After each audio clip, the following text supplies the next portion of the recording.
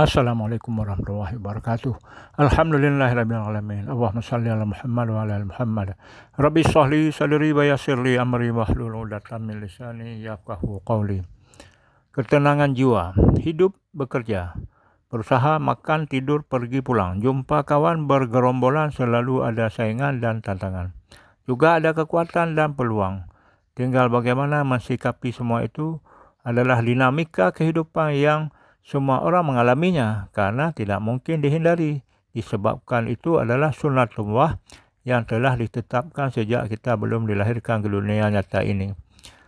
Setelah memasuki usia remaja, bermimpilah untuk hidup tenang, senang, bahagia dan berkuasa di atas dunia ini karena itu memang kodrat manusia, tidak dilarang oleh Yang Maha Kuasa.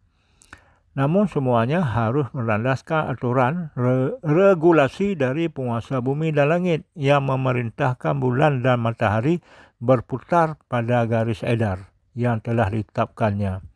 Dengan tujuan bukan untuk membatasi gerak manusia dalam bekerja, tapi ketentuan itu justru ditujukan agar manusia menggapai keberhasilan dengan hakikat ciptaannya, yaitu tenang jiwa, hati, pikiran, badan dan semua keberhasilan dalam bentuk kelebihan wang, materi, kesihatan itu bisa dinikmati dengan paripurna sampai tua hingga akhirnya meninggalkan dunia fana ini. Perjalanan hidup itu dari kecil, remaja, muda, dewasa, tua harus dilalui dengan proses alamiah yang melibatkan seluruh potensi diri kita, yaitu akal, pikiran, ilmu pengetahuan, kesehatan badan dan adab budaya, etika, iman dalam dada orang tua, saudara, anak, isteri, kawan, sahabat dan tetangga yang mulia, penuh pengertian yang semuanya itu akan mengantarkan kita ke jenjang sukses keberhasilan dalam usaha atau kerja hingga mencapai prestasi gemilang, jadi orang kaya, terkenal, dihormati, kiri kanan muka belakang. Jadi perjalanan hidup itu begitu.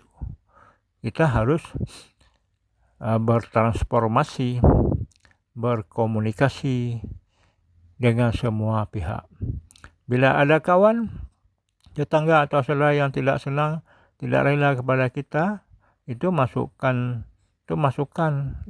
sebagai sparring partner atau lawan latihan untuk menghadapi lawan tanding yang lebih berat. Jangan terlalu menghiraukan orang tidak senang kepada kita. Dan jangan juga terlalu dibiarkan lawan merajalela. Tidak ada aturan. Namun tetap dihadapi dengan penuh perhitungan dan tenang sesuai keadaan tempat atau perilaku buruknya kepada kita. Caranya memang tidak ada rumus, semuanya sangat tergantung kepada daya tahan kita, tapi jangan sampai kita dan keluarga menderita gara-gara kawan atau tetangga.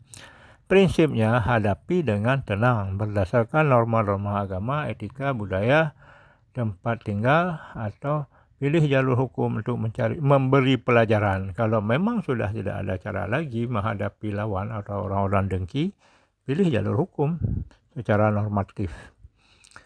Semua ini kita tinjau dari sisi untuk mencapai target keberhasilan dalam hidup, yaitu tetap lancar maju dalam usaha atau karir.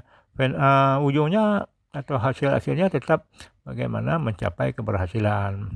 Jadi urusan gangguan ini bukan maksudnya kita habiskan energi, waktu, pikiran dan wang untuk melayani orang-orang dengki, iri hati, munafik dan syirik seperti ini. Namun masalah lawan memang ada di mana-mana, dan dimanapun kita tinggal tetap ada orang yang tidak sejalan. Tapi harus dipahami atau diambil pelajaran bahwa ada orang baik, sukses, sosial, dermawan, akhirnya sakit keras terbaring. Harus dipahami atau diambil pelajaran bahwa ada orang baik, sukses, sosial, dermawan, akhirnya sakit keras terbaring di rumah karena tidak tahan disindir, difitnah atau dibuli oleh kawan jauh atau tetangga dekat. Ada orang sampai pindah rumah karena menderita tiap hari ulah tetangga atau preman lingkungan. Terpaksa jual rumah buru-buru dengan harga murah karena tidak tahan dengan lingkungan yang tidak ramah. Dan itu adalah salah dan bodoh. Kita harus bersikap bila tempat tinggal kita sudah terasa nyaman. jangan kalah kezaliman. Jadi kalau kita udah nyaman situ, jangan kalah dengan kezaliman. Siapa saja hadapi dengan kebenaran. Yakinlah bahwa kebenaran pasti menang, kezaliman pasti hancur. Akan tetapi setelah mengalami berbagai tindak kejahatan dengan segala perjuangan untuk bertahan, maka boleh kita hijrah karena itu sudah dicontohkan oleh Rasulullah. Tetapi tujuannya pergi untuk menang, lalu kembali untuk menunjukkan kebenaran kepada lingkungan yang zalim itu. Yang akhirnya secara fenomena, hidup untuk menggapai keberhasilan tercapai. Semua orang juga mengakui. Jadi harus gentleman. Kita hadapi segala permasalahan hidup di lingkungan kita, di mana-mana kita hadapi. Kalau sudah terlalu berat, hijrah boleh. Tapi hijrah untuk menang. Pulang kembali dengan kemenangan besar. Sekian. Assalamualaikum warahmatullahi wabarakatuh.